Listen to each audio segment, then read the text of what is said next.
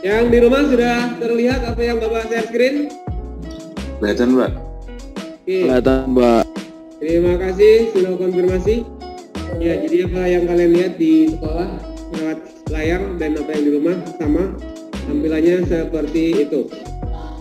Harusnya kita sudah belajar tentang kemarin tentang pengertian artefak sudah, kemudian ide peluang usahanya sudah, kemudian faktor pendukung sudah, analisis peluang sudah, kebutuhan sumber dayanya sudah, kemudian macam kerajinan sudah, kemudian sejarah gerabah itu sudah, termasuk jenis tanah liat apa sudah, proses pembuatan bahannya sudah. Ini kemarin sudah dikasih lihat video-videonya, kemudian di buku paket kalian juga sudah kalian lihat alat-alat apa saja yang dibutuhkan untuk membuat kerajinan gerabah. Kemudian kita sudah lihat kemarin videonya masing-masing teknik ini kan, sudah kan? Dari teknik lempeng, teknik pijat, teknik pilin, teknik putar, teknik cetak tekan, teknik cor, dan tuang. Persyaratan tanah liat sudah, homogen, bebas gelembung udara, memiliki kemampuan bentuk. Terakhir adalah pengulian sudah. Jadi hari ini kita akan belajar tentang perhitungan biaya produksi. Pada saat kalian menentukan harga jual, kalian pasti tidak serta-merta ya, tidak langsung memutuskan bahwa ini akan saya jual seharga 30.000 misalkan. Enggak. Ya. Jadi ada beberapa faktor yang mempengaruhi harga jual, antara lain adalah biaya-biaya. Ya.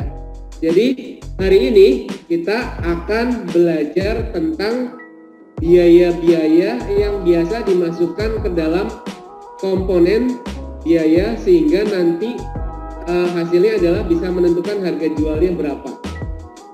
Ya, harga jualnya itu timbul dari total biaya yang dibutuhkan sehingga nanti dijumlahkan berapa, kemudian dari penjumlahan itu tambahkan margin atau keuntungan yang ingin kalian dapatkan, baru nanti ketemu harga jual. Oke, itu yang akan kita pelajari pada pertemuan hari ini. Pertama kita akan tahu harus produksi. Kalian harus tahu produksi karena kalian membuat produk itu namanya memproduksi. Produksi itu mengolah masukan atau input menjadi keluaran atau output. Masukannya apa saja? Masukannya adalah bahan baku, ya kan? Bahan bakunya kalau di buku paket kalian adalah tanah liat. Apalagi yang dibutuhkan? Bahan tambahan, misalkan cat, ya. Apalagi yang dibutuhkan? Upah tenaga kerja, itu adalah input masih ya. Kemudian apalagi yang dibutuhkan? Biaya transportasi misalkan. Kemudian biaya promosi, marketing, iklan. Itu adalah input-inputnya. Hasil akhirnya adalah kerajinan gerabah yang siap untuk dinikmati oleh konsumen. Jadi masukan itu adalah pengorbanan biaya yang tidak dapat dihindari untuk melakukan kegiatan produksi. Jadi tadi kayak bahan baku, tanah liat, kemudian cat, kemudian biaya upah tenaga kerja, biaya transportasi, biaya iklan, itu adalah biaya yang harus dikeluarkan. Tanpa pengeluaran itu kalian tidak akan bisa memproduksi barang, benar kan? Ya. Jadi biaya produksi adalah sejumlah pengorbanan ekonomis yang dikorbankan untuk memproduksi suatu barang. Itu disebut pengorbanan ekonomis. Karena nanti hasilnya adalah kalian akan mendapatkan laba. Kalian akan mendapatkan selisih dari pengorbanan yang sudah kalian keluarkan ya, dalam bentuk laba usaha, dalam bentuk keuntungan. Ya, ini ada 8 item yang sering digunakan untuk menghitung biaya. Ya, yang pertama adalah biaya bahan baku. Pasti bahan utama sebuah produk adalah bahan baku. Kalau tidak ada bahan baku, produk tersebut tidak akan bisa diproduksi. Dalam kasus ini, studi kasus di buku paket kalian adalah tanah liat, di proyek kalian yang akan dijalani adalah clay atau tanah liat buatan. Itu adalah bahan bakunya. Harganya berapa? Silakan dilihat. Ya, harus ada biaya yang dikeluarkan untuk bisa mendapatkan bahan baku tersebut. Kemudian biaya tambahan, biaya bahan tambahan di sini berarti kayak tadi misalkan cat ya, misalkan aksesoris tambahan, sehingga nanti produk tersebut bisa jadi sesuai dengan bentuk yang diinginkan. Ketiga adalah biaya upah tenaga kerja. Kalian pada saat membuat proyek ini tenaga kalian dihargai nggak? Dihitung nggak? Proyek kalian yang di rumah masing-masing itu dihitung nggak? Hah? Ya, harusnya itu tetap dihitung. Walaupun kalian membuat sendiri, itu tetap harus dihitung. Pada pembuatan produk tersebut, tenaga kalian dihargai berapa? Karena nanti akan dihitung, akan dikalkulasi totalnya berapa dari biaya-biaya ini, sehingga nanti menghasilkan total biaya, baru kemudian ditambahkan marginnya. Ya, jadi upah tenaga kerja.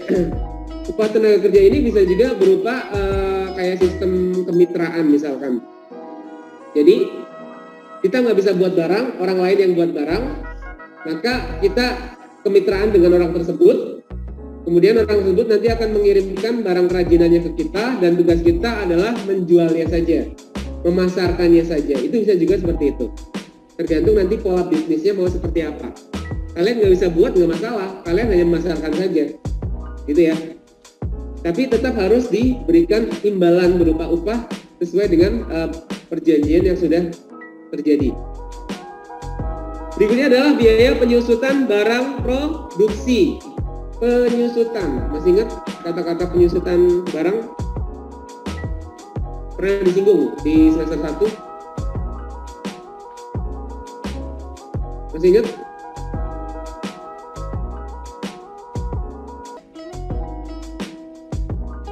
Ya, misalnya perusahaan membeli aset berupa mobil operasional. Mobil operasional itu misalnya harganya 500 juta. Ya. Kemudian dari harga 500 juta itu akan menjadi aset ya, aset dari perusahaan. Kemudian mobil itu akan dijadikan operasional, akan dijadikan kendaraan sehari-hari. Nanti sama sistem akuntansinya akan dihitung nilai penyusutannya berapa. Semakin sering mobil tersebut digunakan, maka angka penyusutannya akan semakin besar. Misalkan mobil itu penyusutannya ditaksir 100.000 dalam 1 bulan. Maka dikurangi aja dari aset awalnya harganya 500 juta, per bulannya menyusut 100.000. Berapa? 500.000 atau 100.000? Kalau bilangnya tadi. Ya, misalkan menyusutnya 100.000 katakanlah ya sebulan. Maka akan dikurangi ya sampai akhirnya di beberapa tahun berikutnya mobil itu akan bernilai 0. Dihitung di sistem akuntansinya akan bernilai 0. Ya, itu yang namanya penyusutan. Tapi balik lagi nanti tergantung perawatan atau maintenance aset tersebut. Jika maintenance-nya baik, maka walaupun nanti nilai barangnya sudah 0, tapi bisa aja barangnya masih bagus. Tapi kebalikannya, kalau maintenance-nya jelek, walaupun di aset itu masih ada nilai harganya, tapi mobilnya udah hancur, gitu. Ya, itu yang namanya penyusutan. Ya, anak IPS sudah harus tahu. Nanti lebih jelasnya silakan bertanya ke guru ekonomi, karena nanti kalian akan belajar di akuntansi itu penyusutan itu hitungannya gimana. Secara teori dasarnya seperti itu.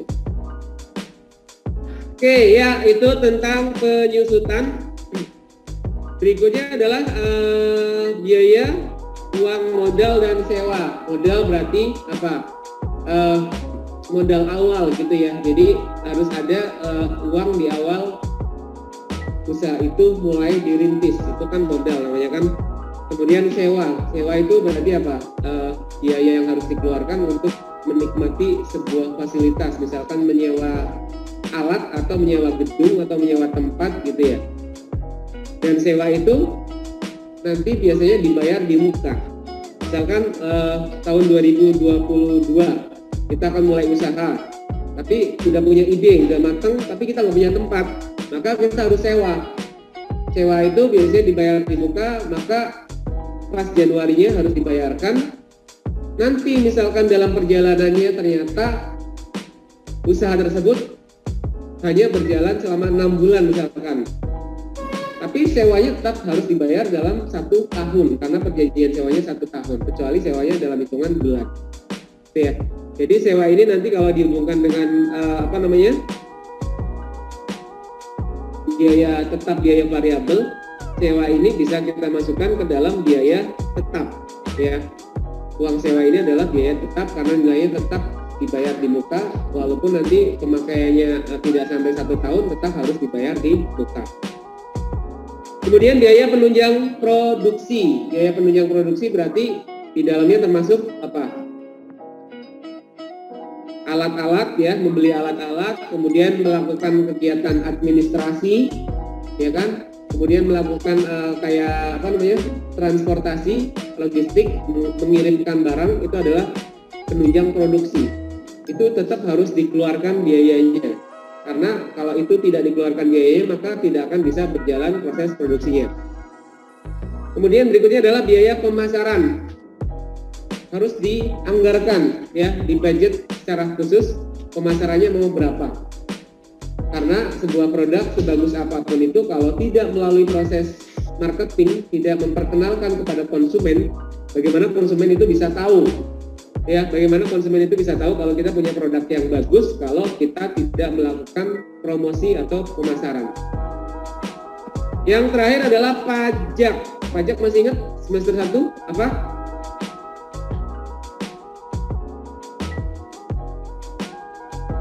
Iuran warga negara kepada negara, gitu kan? Ya. Jadi negara itu sebenarnya melakukan kegiatan ekonomi, gitu ya.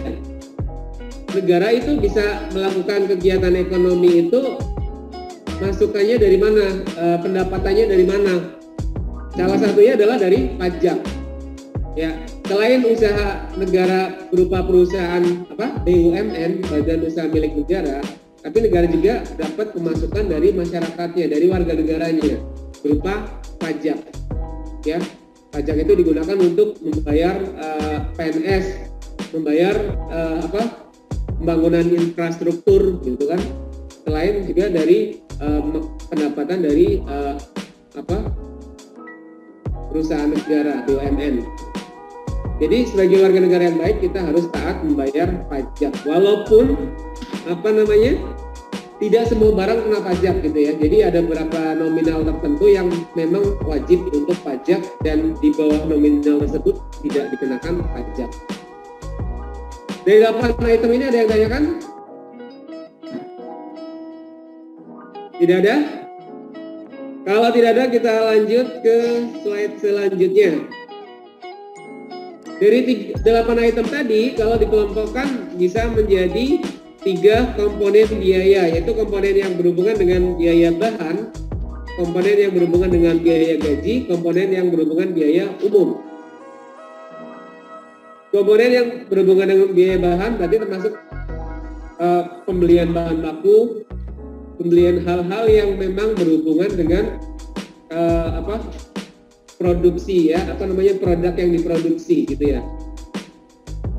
Kemudian komponen biaya gaji tadi ya sudah ya. Jadi bagaimana kita harus membayar seseorang, ya, gaji membayar seseorang terhadap apa yang sudah dikerjakan. Kemudian komponen biaya umum. Komponen biaya umum, ya, berarti yang tidak termasuk bahan dan gaji, misalkan administrasi, ya, misalkan marketing, ya, misalkan lagi transportasi, ya. 3 hal itu bisa dikatakan itu biaya umum. Kemudian biaya menurut keterlibatannya, ada biaya bahan langsung, biaya buruh langsung, biaya tak langsung pabrik, dan biaya komersial. Biaya bahan langsung, siapa yang mau membacakan dari buku paket?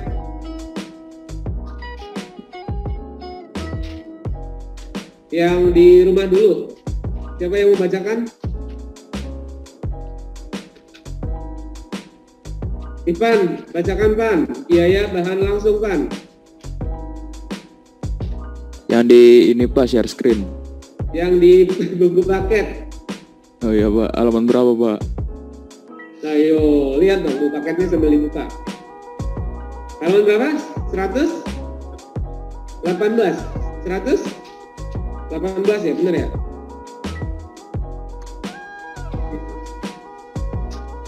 (118) coba Pan. 118 ya Pak? Benar.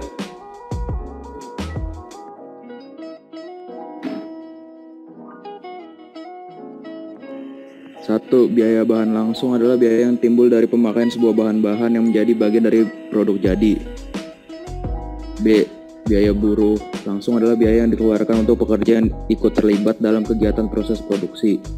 C, biaya tak langsung pabrik, yaitu biaya yang terjadi di pabrik.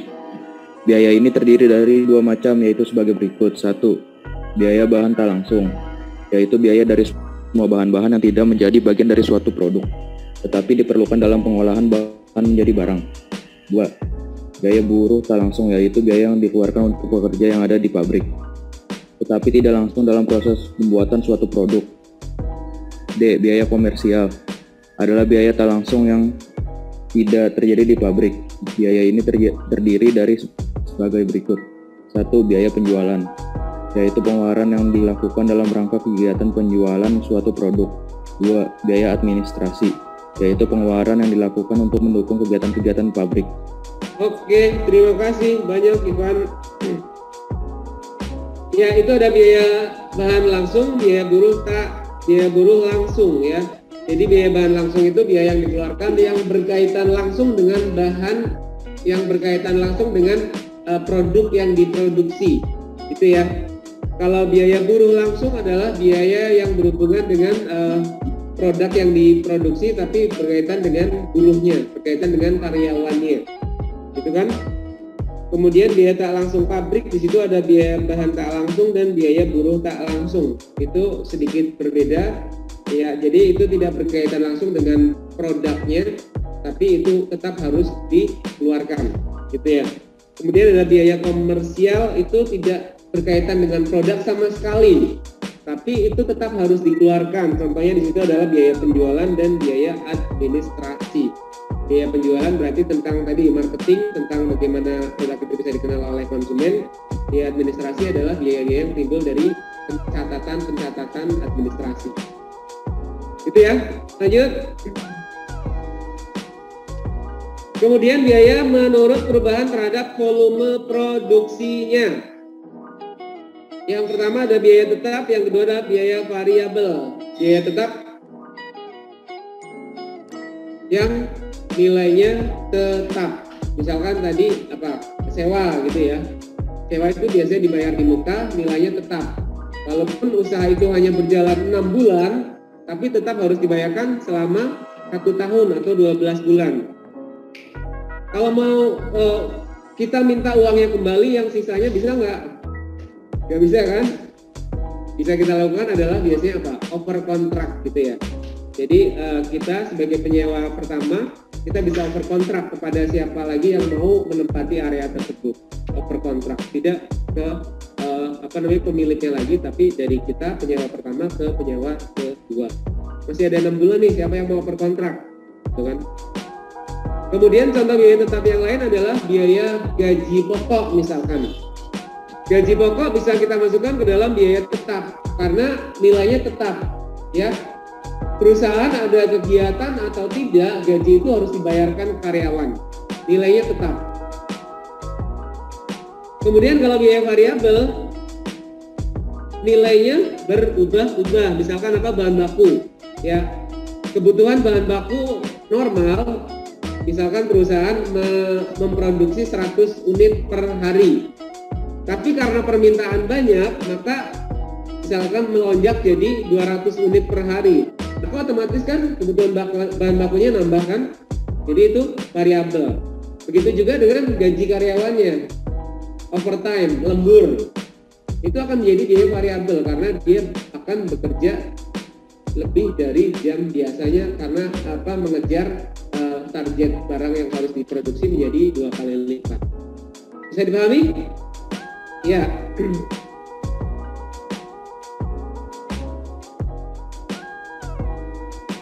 Oke, tadi kita sudah belajar macam-macam biaya. Yang berikutnya adalah cara menentukannya. Cara menentukan biaya itu ke sebuah produk itu bagaimana? Yang pertama adalah biaya historis. Biaya historis itu dikalkulasi, dijumlah dari semua biaya yang 8 tadi dijumlahkan, sehingga nanti menghasilkan berapa total biaya yang dikeluarkan. Itu akan menjadi total biaya, kemudian tinggal ditambahkan lagi dengan margin, tinggal ditambahkan lagi dengan keuntungan yang ingin diambil. Misalkan kalian memproduksi clay, misalkan bahan bakunya 10.000, kemudian ditambahkan lagi ada cat, misalkan 5.000, kemudian ditambahkan lagi ada aksesoris tambahan, misalkan 5.000, kemudian kalian apa lagi? Biaya pembuatan misalkan 10.000, itu sudah 30.000. Ya, kalian tidak mungkin menjual produknya di harga 30.000. Ya, kalian harus tambahkan misalkan 5.000 untuk margin kalian, itu keuntungan kalian.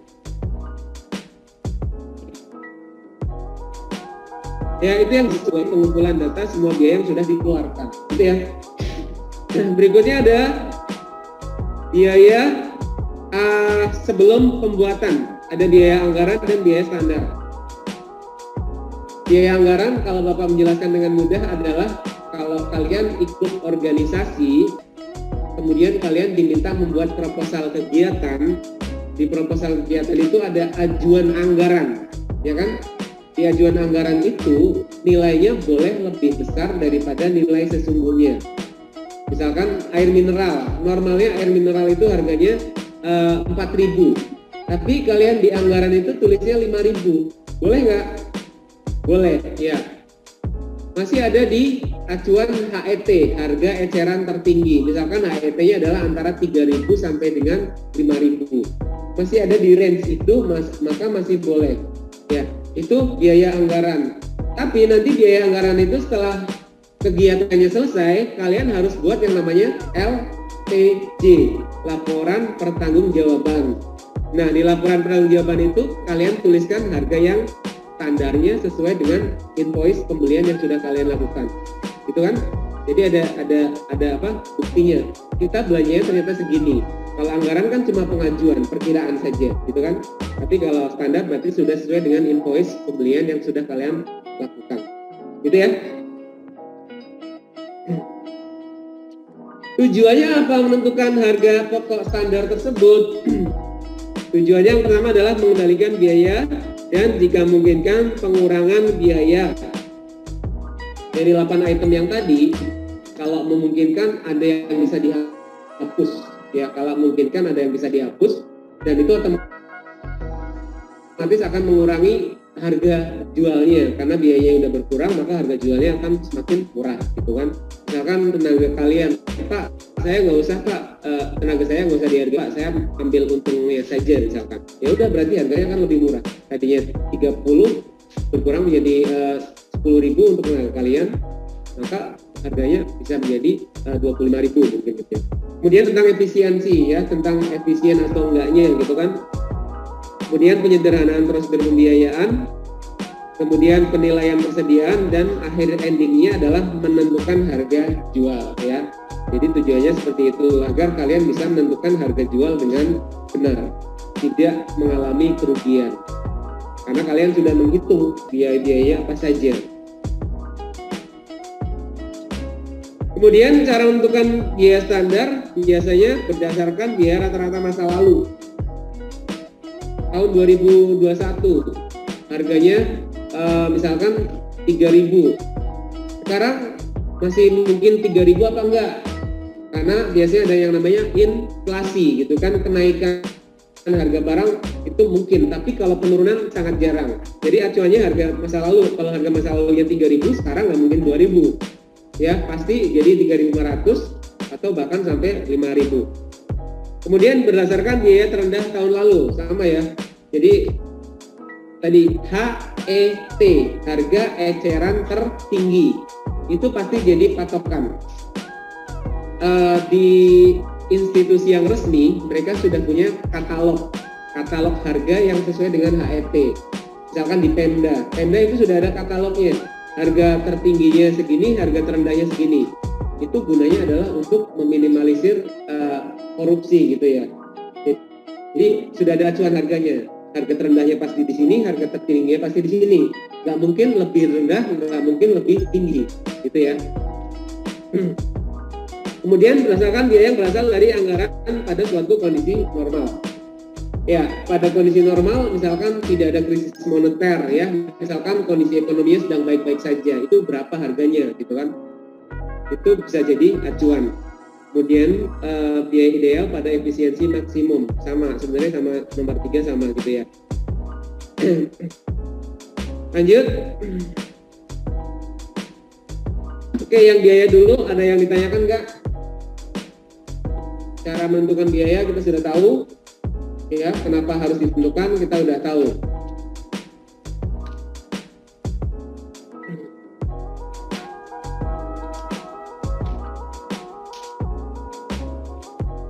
Oke, kalau tidak ada kita lanjut ke administrasi dan pemasaran. Administrasi adalah kegiatan dari suatu kelompok orang yang mengadakan kerjasama untuk mencapai tujuan bersama. Ya, administrasi. Sekolah itu ada administrasinya. Misalkan kalian tiap hari mendapatkan pembelajaran dari bapak guru gitu kan. Kemudian kalian diberikan tugas. Kemudian dari tugas itu akan dicek ulang sudah mengumpulkan atau tidak. Itu kan administrasi. Tujuannya apa? Tujuannya agar kalian bisa dimonitoring. Ini si A ternyata rajin, si B ternyata kurang rajin, si C ternyata tidak rajin sama sekali gitu. Ya, bisa dimonitoring seperti itu. Ya. Tujuannya apa? Menghasilkan peserta didik yang berkualitas. Ya, tujuan kalian kan pasti datang ke sini untuk belajar. Goalnya apa? Goalnya kalian selepas dari sini ingin masuk ke mana? PTN dipastikan perguruan tinggi negeri itu pasti finalnya inginnya seperti itu ya, mencapai tujuan bersamanya adalah seperti itu. Maksud dan tujuan administrasi tadi ya, monitoring kayak tadi sudah Bapak sebutkan, bagaimana Ibu Bapak Guru bisa monitoring kalian dari tugas yang sudah dikerjakan. Kemudian mengamankan jalannya pelaksanaan usaha ya, kalau dilihat dari sisi usaha sama aja sebenarnya ya. Jadi dengan administrasi itu bisa dimonitoring, sama aja kalian belajar juga bisa dimonitoring, mana yang rajin mana yang enggak kan bisa dimonitoring, sehingga tetap kalian berada di koridor yang aman ya, tidak malas-malasan gitu kan. Kemudian mengevaluasi kegiatan usaha ya. Yang namanya evaluasi itu sesuatu yang wajib ya, karena tanpa adanya evaluasi kita nggak tahu hasil dari apa yang sudah kita lakukan, nggak tahu. Jadi perlu dievaluasi, perlu ditindaklanjuti apakah yang sudah dijalankan itu baik atau tidak. Kemudian menyusun program pengembangan usaha, bahwa usaha itu biasanya tidak stagnan, tidak jalan di tempat. Usaha itu inginnya berkembang. Ya misalkan program jangka pendeknya adalah promosi. Kita produk baru, kita promosi. Tujuannya biar orang pada tahu kalau kita produknya bagus. Setelah promosi, jangka panjangnya apa? Jangka panjangnya ya pasti baru ambil untung yang sebesar-besarnya. Kemudian administrasi juga menunjukkan bukti-bukti kegiatan usaha. Dalam administrasi itu kan ada semacam apa? Surat menyurat gitu kan, ada semacam laporan-laporan gitu kan. Jadi itu adalah bukti kegiatan usahanya seperti itu. Kemudian mengambil keputusan dalam pengembangan dan pengendalian usaha. Seorang pemimpin nanti bisa mengambil keputusan dari laporan yang sudah diberikan oleh stafnya. Laporannya seperti ini, tindakan selanjutnya apa? Maka akan bisa diputuskan, oh harus begini, harus begitu. Sudah bisa diputuskan.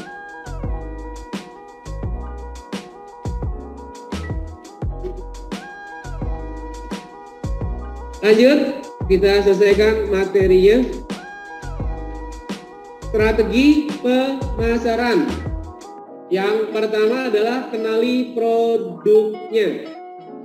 Kalian tidak mungkin melakukan sebuah promosi tanpa kalian kenal produknya. tolong ini dipasarkan. Tapi kalian nggak tahu produk apa itu, nah, mungkin kalian bisa kan? Pasti kalian harus kenali dulu, pelajari dari A sampai Z. Oh, produknya begini, keunggulannya ini, kekurangannya ini, harganya sekian. Habis itu baru bisa melakukan promosi yang kedua. Kalau sudah tahu produknya, baru bisa melakukan tindakan promosi. Oh, kalau produknya begini, pasti cara promosinya bagusnya begini.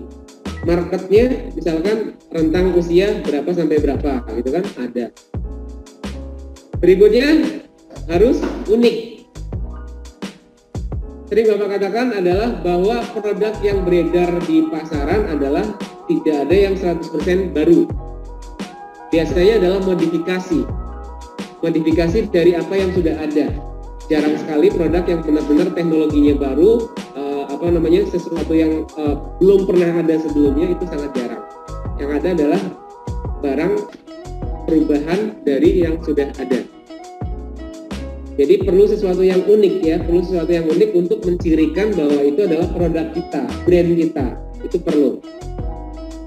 Yang terakhir adalah fokus. Di buku kalian itu, fokus itu artinya adalah tidak plan gitu ya. Jadi kalau kalian sudah memutuskan untuk terjun ke usaha kerajinan, kemudian di tengah jalan kalian melihat peluang yang lebih bagus di usaha yang lain, maka itu tidak boleh kita melenceng ke usaha yang lain. Kita harus tetap di usaha kerajinan yang sudah kita putuskan di awal. Jalankan, kalau sudah jalan, baru nanti kita bisa memutuskan apakah mau melanjutkan atau enggak. Jangan sampai berhentinya di tengah jalan. Itu fokus menurut yang ada di buku paket kalian. Oke, selesai. Cepetan enggak? Cukup.